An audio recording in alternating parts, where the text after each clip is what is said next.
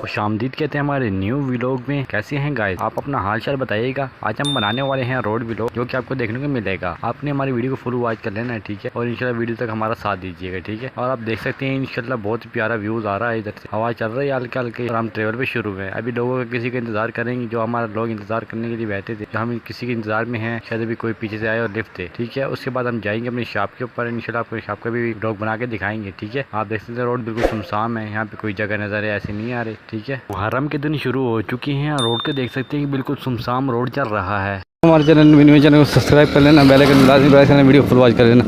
गाड़ी वगैरह आ रही हैं, ठीक है। अभी हम आ चुके हैं पुलिस की चौकी के ऊपर, ठीक है। मुहर्रम में 5वां मुहर्रम शुरू है, 5 मुहर्रम शुरू है और इंशाल्लाह देखने को मिलेगा आपको। ये साथ ही हमारे साथ पेट्रोल पंप आ चुका है, ठीक है गाइस। तो आज का मिनी व्लॉग इतना ही। अगर आपको हमारा व्लॉग अच्छा लगे तो लाइक कीजिए, चैनल को